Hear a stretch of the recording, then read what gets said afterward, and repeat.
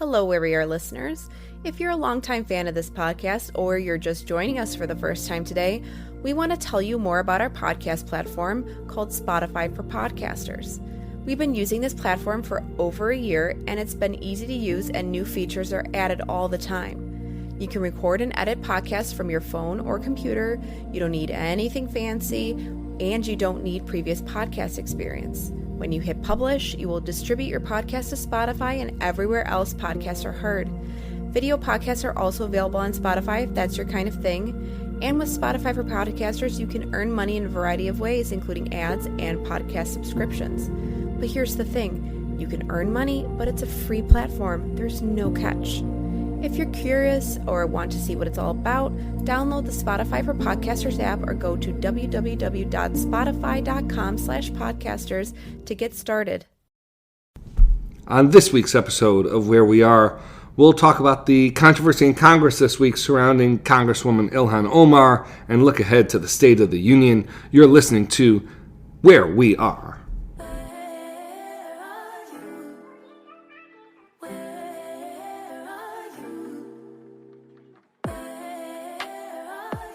You're listening to Where We Are. I'm Michael Ware. I'm Melissa Ware.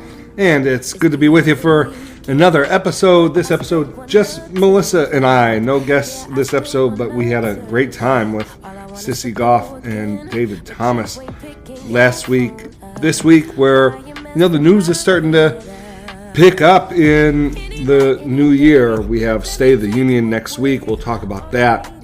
The new Congress is settling in. We'll talk about the controversy this week over Congresswoman Ilhan Omar. Thankfully, we have very little to add on the Chinese balloon situation. Neither I nor Melissa are experts on that topic. I will say that I did get kicked out of I lost my third grade spelling bee because I misspelled balloon. So, there's that. But not much else to add on the topic. Melissa, you don't have any Chinese balloon insights, do you? Actually, I was going to talk about China with the SOTU, but sure, no specific balloon insights, I guess. But I do have wider foreign policy insights, yes? Well, yeah, sure. I mean, this is definitely the most prominent balloon-related foreign policy item in a very long time. Yeah. So I don't know when the last time there was dirigibles and if they were used. I think they were used by, the Germans. I don't know. Whatever. Maybe what was it, the Hindenburg? Yeah. Hindenburg. Hindenburg. Michael. See, I just misspell and mispronounce all balloon-related European items. World politics in 10th grade. Yeah. So, Yeah, that was the last I touched it. Should we go back and edit Hildenberg or just leave it in? We're going to leave that in there. Okay. Well, I took a bite of some mango salsa. Let's talk about Ilhan Omar. Melissa, can you set us up? What happened this week? Yep, so the House is settling in, like you said, and this past week on Thursday, there was a 218 to 211 party line vote that would remove Representative Ilhan Omar of Minnesota from the Foreign Affairs Committee. It was said that it was done over past comments that she has made about Israel that have been condemned widely as anti-Semitic. But we also all know that Republicans, when Representative Marjorie Taylor Greene of Georgia and Representative Paul Gosar of Arizona were kicked off of their committee assignments when the Democrats had House majority, Republicans basically, I think it was Speaker McCarthy, vowed that there would be repercussions for that kind of move, and here we are with Representative Ilhan Omar being removed from the Foreign Affairs Committee. Now, you have some thoughts. I do have some thoughts. I mean, one of the interesting things was to see Democrats line up to support Omar robustly. And not just the far left, but you saw Dean Phillips, for instance, a fellow Minnesotan, but also one of the more centrist members of the House, of House Democrats, also a big supporter of Israel. And you really saw Democrats close ranks on this one. And it just, I was just thinking about why that is. As you noted, it's quite a difference from Republican reaction to Marjorie Taylor Greene, Paul Gosar, where there were sort of some Republicans took actual votes against those members, but also there was just a lot of sort of public criticism. Now, when Omar made these remarks, there was, as you noted, Melissa, public criticism from Democrats, but it was in rejection of the remarks, not typically of Omar herself. Dean Phillips, in his floor remarks, very similarly said, that he disagrees with Omar on a range of policy issues, but respects her, thinks she's a good member of Congress, that sort of thing. And I just think it's an interesting, what did the Democrats gain by putting up robust support for Omar? And I think a big thing that they gain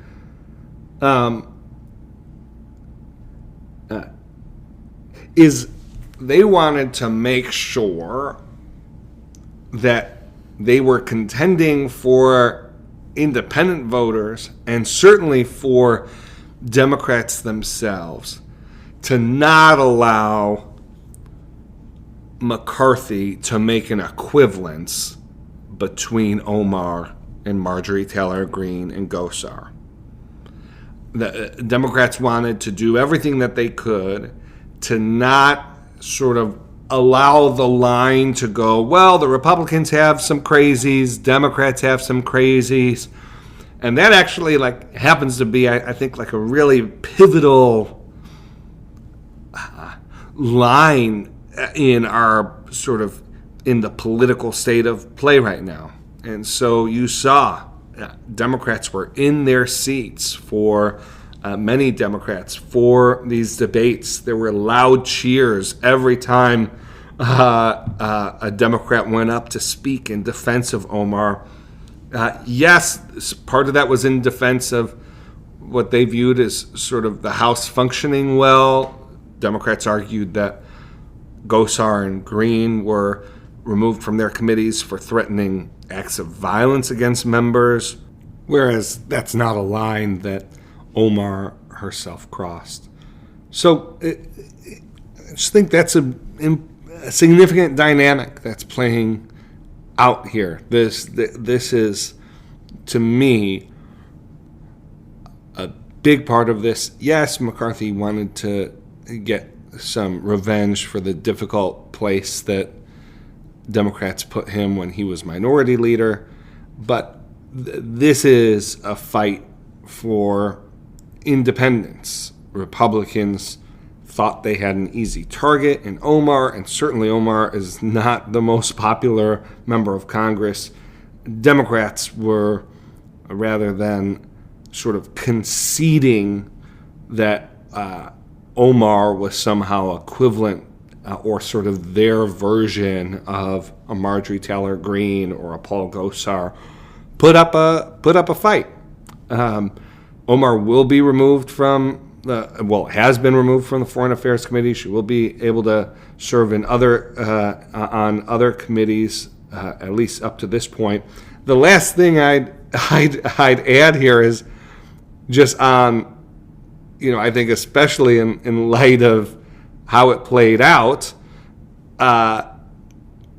seems like even some House Republicans who voted to remove Omar believe that the vote was quote, the stupidest vote in the world to House Republicans. And these are relatively conservative members. Ken Buck and Mike Simpson were overheard while entering the elevator on the House side of the Capitol, saying that the vote was stupid and would, quote, and would make Ilhan Omar into a, quote, martyr. And so Republicans, even this play that was totally within their control, this is a fight that they chose to pick. There's some doubt even among the Republican caucus about whether this was a smart approach. I just love that it was whispers in the House elevator. The amount of whispers that happen in those elevators.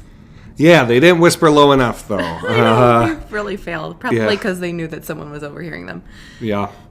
Well, so that's all I think we have to say on that topic. That is it. Yep. We'll take a quick break.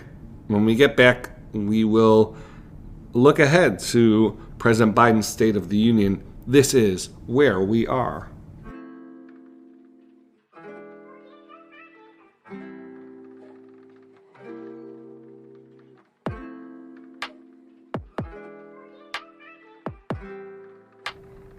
Valentine's Day is less than 10 days away, and I want to remind you about our good friends at Thistle Farms.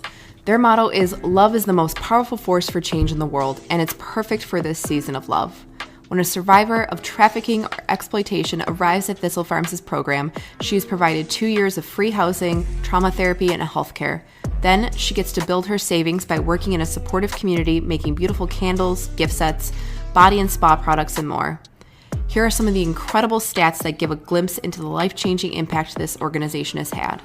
In 2022, Thistle Farms provided 10,000 nights of safe and supportive housing, 3,000 medical counseling and trauma therapy appointments, and 108,000 hours of employment for women survivors. And none of this would have been possible without the support of customers like you. With Valentine's Day right around the corner, I could not imagine a more loving gift than a candle or gift set that will be deeply appreciated by the recipient and that simultaneously supports love's healing power in the lives of women survivors.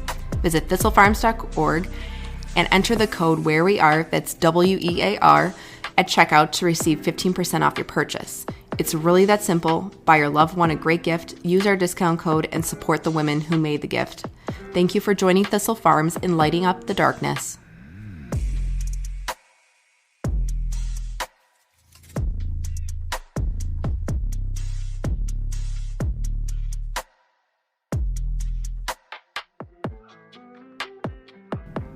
We're back. This is Where We Are. Melissa, Tuesday night, President Biden will give his State of the Union address.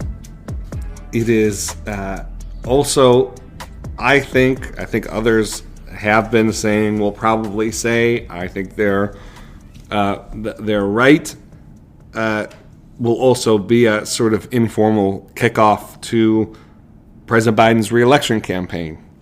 Or at least, as we've discussed previously on the show, the beginning of him testing the viability of a re-election campaign.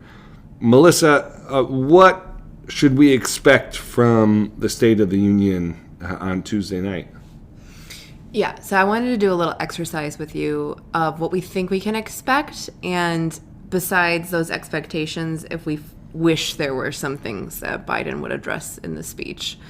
So what can we expect?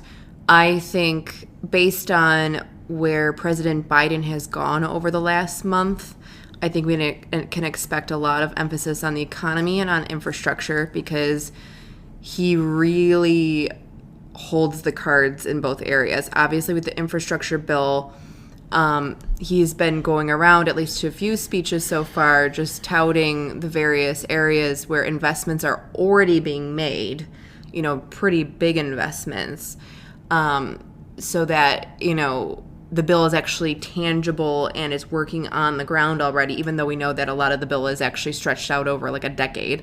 And then with the economy, we have inflation has been decreasing for about 7 months now. The labor market is just wildly resilient. The new jobs numbers just came out this past week, and insane. The economy added 515,000 jobs. I mean, that's a really large amount. That number really exceeded expectations. Meanwhile, the Fed, just raised another 1/4 point this past week. But we keep on talking about a recession, but we haven't actually seen a recession yet, because just a couple weeks ago, numbers on the United States' growth came out, and we grew in the last quarter of 2022 as we had been the previous quarter. So the economy seems to be pretty resilient. Obviously, Biden has to address the economy in his speech in a way where a lot of Americans are still feeling the effects of inflation, especially the poorest Americans. So he has to balance that out, but really he has a victorious sort of narrative to tell the American people. I expect that he will at least talk. I'm really unsure on this one as to how much he'll address it, but police reform, just because Tyree Nichols' parents have been invited to the SOTU. Now, I mean, I don't know if his parents have accepted or not, so, that remains to be seen, but that there should at least be, obviously, that acknowledgement where they stand up and everybody gives them a, standing ovation kind of thing. So there should be at least a little bit of that. I expect immigration and the border to be addressed at least a little bit as a sort of 2024 sneak peek with, bipartisan support, that sort of narrative around that particular policy piece.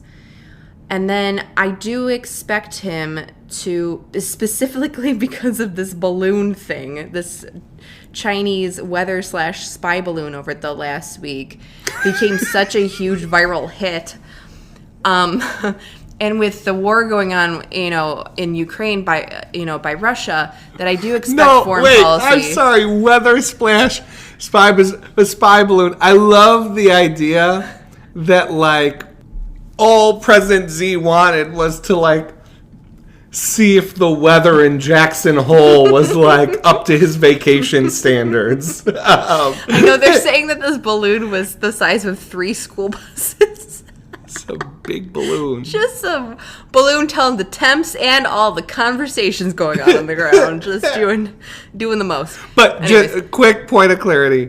This isn't confirmed yet, but the speculation is that this seems to be, have you heard anything else? The most plausible thing seems to be that the balloon was over ICBM, Intercontinental Ballistic Missile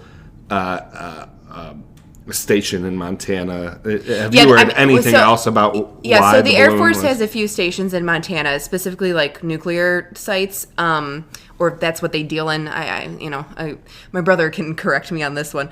But yes, the military has some obviously some stations there, and so yes, they could have been looking at that. But China is giving the explanation on this one that it flew off course, according to, the westerlies, which I haven't heard the term westerlies since, 3rd grade. And a lot of people are actually saying they can believe that it did actually go way off course than what they thought, but they had enough instruments on there to get it to come back. Yeah, so they, Montana was very apropos, because basically, what I've been reading from various experts on this particular kind of technology is that we have, China has all the satellites and other kinds of high-tech equipment in the world, but this balloon is clever because it can actually get to a certain level in the stratosphere, the troposphere, whatever you call it, and spy on communications that things that are higher up actually can't hear. Yeah. Yeah. Anyways, I'm so sorry because off of the SOTU. We were pretty clear that we don't know enough about balloons, and I asked Melissa a technical question about balloons. So yeah, when Michael was saying that about this whole, where he's like, Melissa and I aren't experts, I was thinking in my head, I was like, Michael, I've looked up everything about this. Okay, all right. So the people have some answers. Okay, get back to SOTU. Yes, anyways. So I expect those issues to be brought up during the SOTU. I do not expect President Biden to announce that he's running in 2024. That would be. Some people are floating it out there. And I'm like, it's ridiculous. No, and I do not expect him to address the classified document situation. I'm sorry. I get that we had a president who held a campaign event on the south lawn of the White House, but that was the last guy. It's not happening. Okay. Yes, and I do not expect him to cover the classified document situation. And it's not just because of, like, hey, I don't want to bring anything, putting a negative light, but there's an investigation going on. Like, it's actually the right thing to do. I think that there could possibly be a few other things, but Michael, what do you think what else will be in there besides foreign policy on China and Russia, immigration, police reform, economy, infrastructure? I mean, I think how much of a focus there is on immigration, like you mentioned immigration, but, I think we'll get a real signal from the State of the Union whether the White House actually intends to make a push for this bipartisan legislation. Mm-hmm. And what that would look like is an extended defense, not just like a one-line call to consider it or whatever.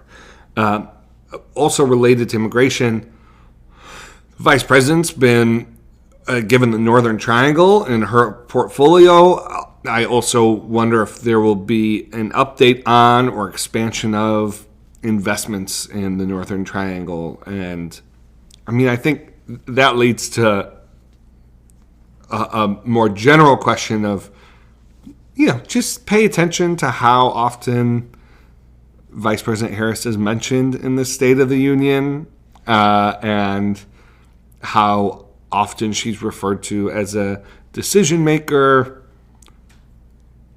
I'll leave it there. Very important. I'll be keeping track of that. I also think on criminal justice reform, I think it's certainly going to come up. I do wonder, the current approach is the George Floyd Policing Act. That push was made. We all know what happened there. Tim Scott proposed his own bill that included aspects of the George Floyd Policing Act. When Democrats controlled the House, they would not bring it up for a vote. Some of the measures in that bill, obviously, I won't relitigate the whole thing, but I will just restate the obvious fact that obviously the Scott's bill included some good things, at least, because some of the things in Scott's bill were also in the Democrats' bill. And so, and Democrats did not bring it up for a vote. And so instead of something getting done, nothing got done. And now we're here again. And so it will be interesting to see if Biden has a one-note, I'm calling on Congress to pass the George Floyd bill, or if he says that, but then says in lieu of that, I call on Congress to get together and get something done. I recognize Republicans are in control of the House. We shouldn't allow this to go unanswered, and so that'll be an interesting element to watch. I think the other thing, Melissa, and often, you'll see an administration before, say, the union throw up some trial balloons for different policies that they are thinking about centering in the State of the Union. We talked on a previous episode about Biden's op-ed on social media and tech. I was about to say that there were two things that I forgot. One was big tech, talking about Silicon Valley and the regulations that he would like passed. Yep. Especially because he can frame it for families and for kids, and especially at a time when Republicans are taking the line that we're safeguarding and protecting your kids across the board with the various big actors. That big tech in Silicon Valley is a perfect way of framing that Democrats are also looking out for kids and trying to protect your kids. And then the other thing is that with the bill passed this last summer, because Biden, if he's focusing on infrastructure, he's going to focus on another victory, which was that big bill this past summer, which had climate change provisions, and it had provisions like aid for Medicare and for drug prices, for capping those, that he's going to tout that as a huge victory of Americans during a time of inflation and things like that, that they've been able to save money. He might, sort of put that in the econ conversation or the econ narrative. Yeah. So, I think it'll be another broad theme to look for in the State of the Union is how much is forward-looking, which generally that's what State of the Unions are.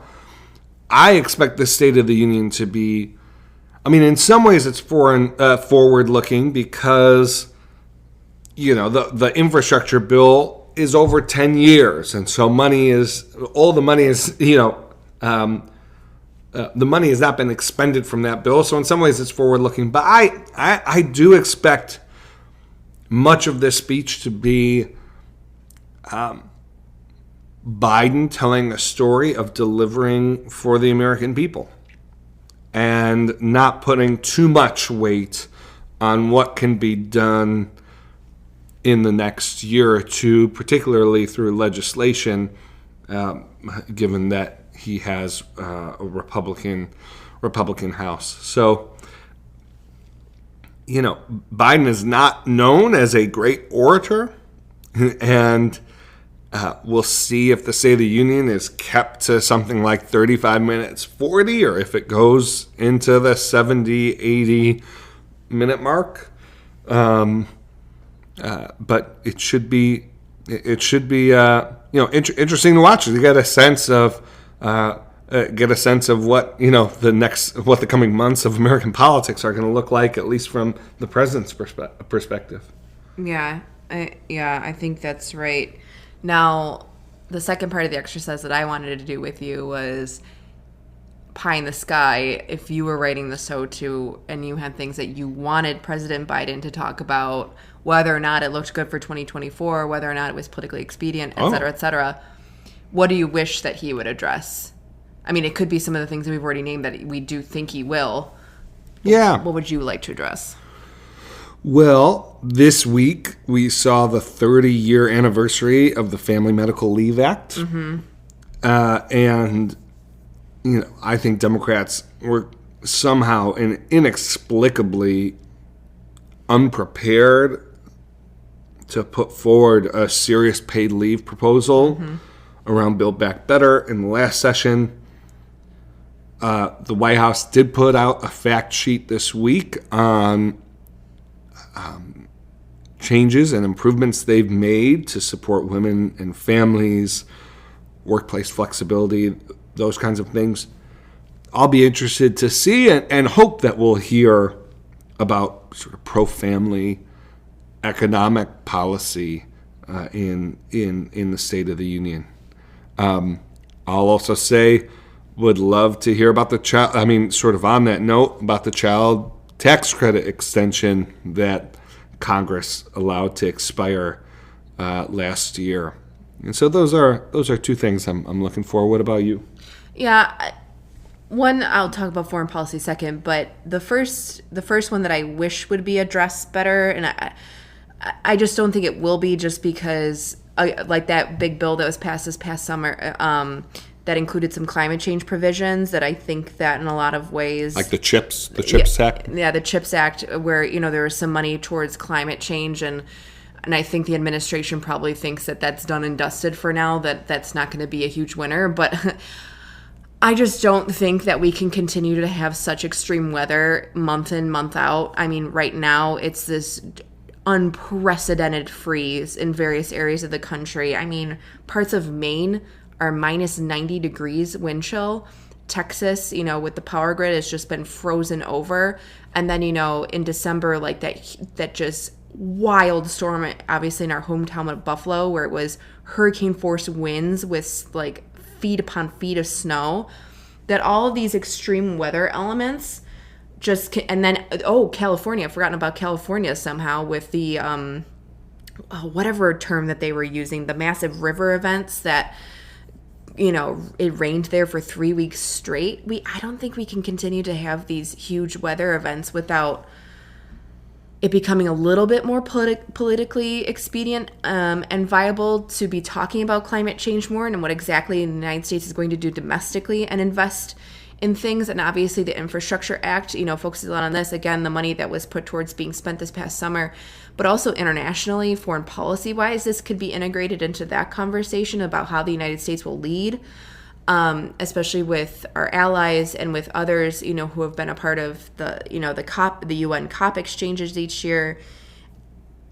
It's becoming a bigger and bigger problem. And according to scientists, we're just getting closer and closer to the no return that, I think millennials and Gen Z, millennials obviously having a bit more voting power because they're just showing up more than Gen Z is, that from a 2024 perspective, it could start to become a more winning, narrative for him. But just in general, from a policy side of things, I wish that climate change would be addressed more succinctly and with some real vision and forward-looking future vision.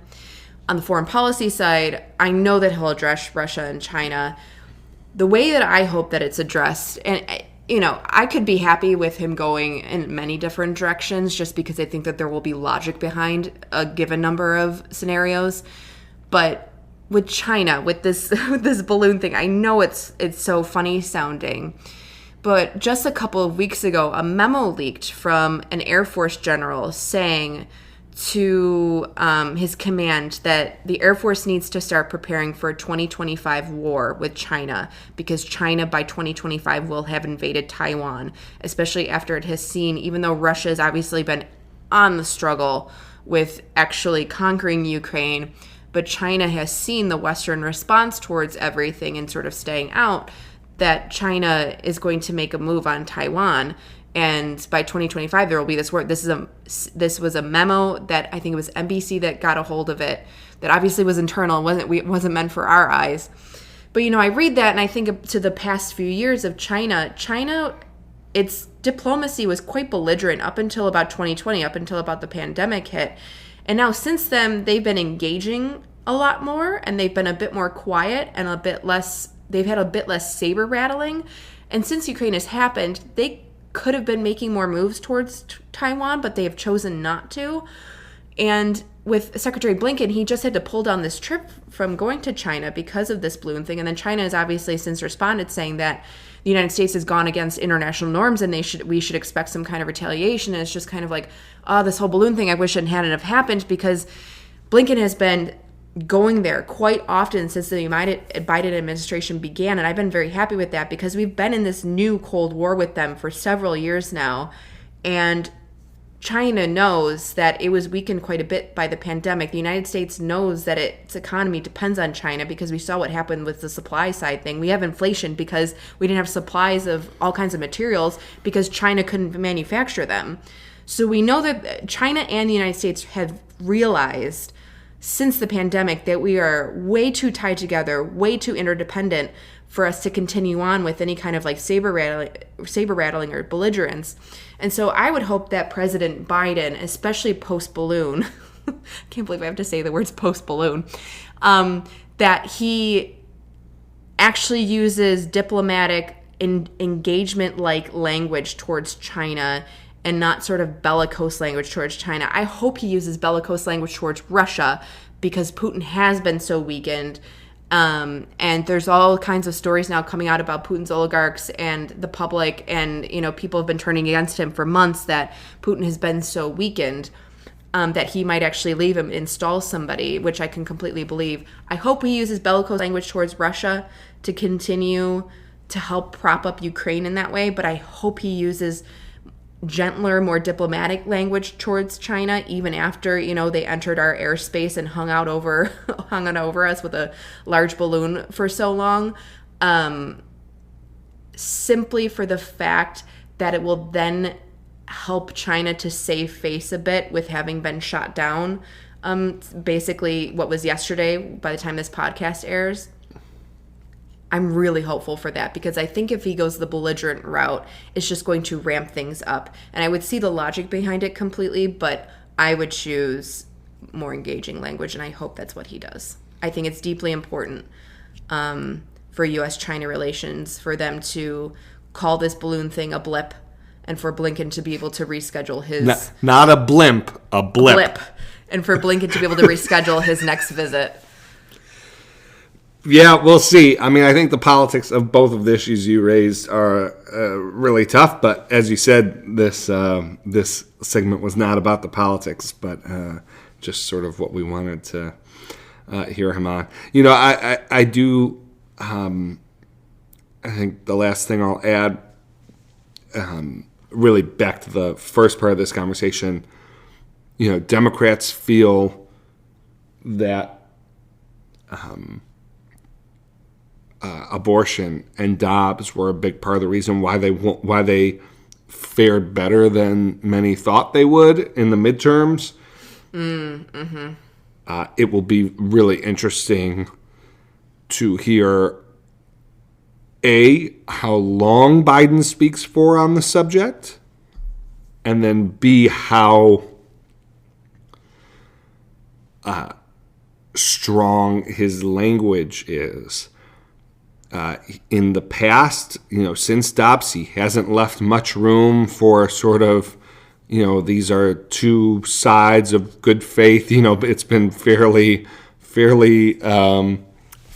sort of, you know, polarized, sort of partisan, you know, strident remarks. It'll be interesting again to see both the tone and the extent of the focus now that Democrats feel, at least many Democrats feel, that this was a winning issue for them politically.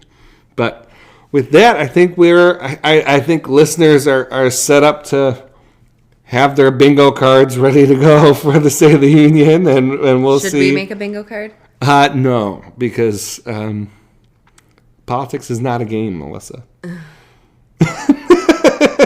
I feel deflated like that balloon. Yeah.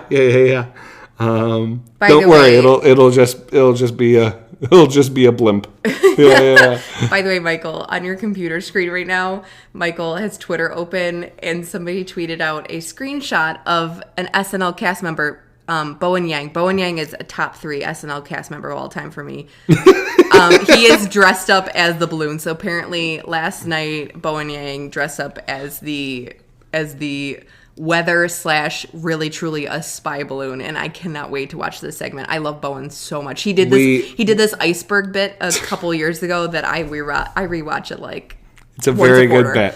We do not endorse the content of this bit. We're recording the podcast. Yeah, we have no idea what actually includes, but if it's Bowen Yang, it's probably going to be pretty funny. Still, we do not endorse. Hey, here's something to mention, which is we passed our 50th episode. We said that last week. Did we? Mm-hmm. I know. I just wanted to celebrate Time again. is a construct, Michael. Michael is still knee-deep in this book. So Michael has no idea what our children's names are, doesn't know who the president is. S and I. I just got the first initials down. Sports Illustrated. I'm definitely calling them Sports Illustrated from now on when I want to collectively talk about them. Because I talk about them together as a pair all the time. I'm definitely calling them Sports Illustrated. Yeah, that's great. One more week left, and then I think I'll have a final... Well, I'll have a full manuscript. First draft of your manuscript. Yes. Then I will return to Sports Illustrated as their loving and doting father. Until then. I gave birth to Sports Illustrated. I'll always be grateful. Okay, all right. I have more jokes to go along with. I do too. Okay. I do too. But I'm not sure how far we want to. Yeah, I don't know. Yeah. Okay. Hey, leave a review. It really does help. And Yeah, we haven't gotten a review in a while on Apple Podcasts, so go leave one. Yeah, unless it's going to be a bad one, Then don't leave that just because we right now pray up about it. top there's a really good review. You can always email us if you really don't like us. Yes, but if it's a good review, Please that's fine. put it but out for don't the world to see. don't displace the good review we have now. It's really nice. Yeah. All right, folks, that's it. We'll be back next week. This has been Where We Are. Bye. You came right in on that one. Because I was ready. I remember last week I was so embarrassed. The last few weeks, there's been a delayed I'm by. embarrassed.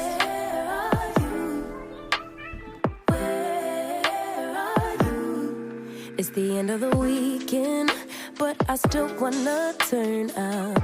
Yeah, I still wanna turn up. All I want is to go again, but you ain't picking your phone.